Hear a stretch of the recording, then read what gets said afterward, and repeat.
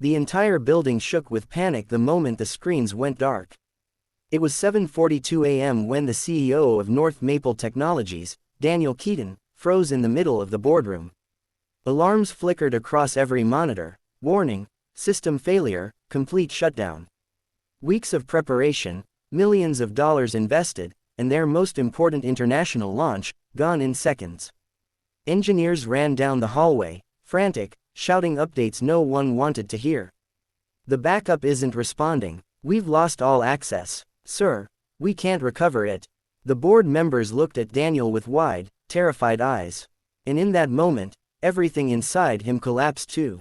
What no one noticed was the quiet figure standing at the far end of the hallway, holding a mop, watching the chaos unfold. His name was Samuel Brooks, 50 years old, a night shift janitor with tired knees, calm eyes, and a reputation for never missing a day of work. He had arrived early that morning because his bus came ahead of schedule, and he didn't mind waiting. Cleaning floors gave him peace. But hearing the fear in everyone's voices made him pause. He had seen that kind of fear once in his own life, on the night he lost his small repair shop to a fire and had to rebuild his entire world from scratch. Inside the boardroom, Daniel ran his hands through his hair, feeling the weight of a billion-dollar disaster. Investors were already calling. A global conference was starting in less than an hour. Their new Canadian cybersecurity product, meant to protect thousands of government offices and companies, was now locked inside a frozen system. Engineers, programmers, even the head of IT stood helpless. "Sir, we've tried everything," one whispered. Daniel's voice cracked. "There has to be something we're missing."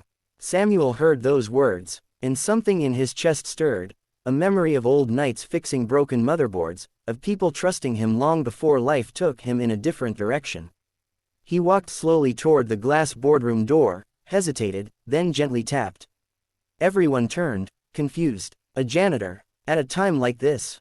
Daniel forced a tired, polite smile, thinking maybe Samuel needed to clean something. "Sam, not now," but Samuel shook his head softly, voice calm. "Sir, I overheard the system crash. May I take a look?" The room fell silent. Some engineers exchanged looks of disbelief. One even chuckled. "With respect, Sam, this isn't a vacuum cleaner problem." Daniel sighed, not out of disrespect, but out of desperation. And in that desperation, something inside him said, "Why not?" He nodded. "Go ahead." Samuel stepped forward, placing his mop against the wall. He walked to the main terminal, cracked his fingers gently, and began typing. The engineers leaned over his shoulder, confused by the speed and precision of his movements. Samuel wasn't guessing. He was navigating the system like someone who had built systems before. Where did you learn this?" one engineer whispered. Samuel didn't answer. He stayed focused, breathing slowly, scanning lines of corrupted code. After 10 tense minutes, he found it, a looping security protocol the team had overlooked, one that locked the entire operating system when a specific test command was triggered. It wasn't a glitch. It was a small, almost invisible tripwire buried deep in the framework. "Your failsafe is eating your launch code," Samuel said quietly. "If I rewrite this line and bypass the loop, the system should recover." "Should?" Daniel asked, voice barely steady.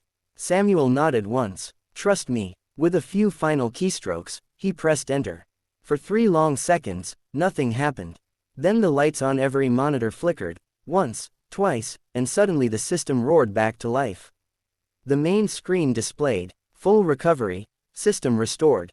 Engineers gasped. One dropped his coffee, another whispered, "No way." Cheers exploded through the room as files reappeared, software modules came online, and the company's entire server grid reconnected like nothing had ever happened. Daniel stood frozen, staring at Samuel with disbelief and relief washing over his face. You saved us." Samuel smiled softly, eyes gentle. "Just did what I could." "Who are you, really?" an engineer asked. For the first time, Samuel looked a little shy. "Before the fire, I used to run a small tech repair shop. I built local security systems. Nothing big." His voice had a quiet sadness. "Life changed. I took work where I could." Daniel felt something tighten in his chest, respect, admiration, and guilt all at once. They had walked past this man for years without knowing the story behind those tired eyes. "Samuel," he said, stepping closer, "we need someone like you on our team.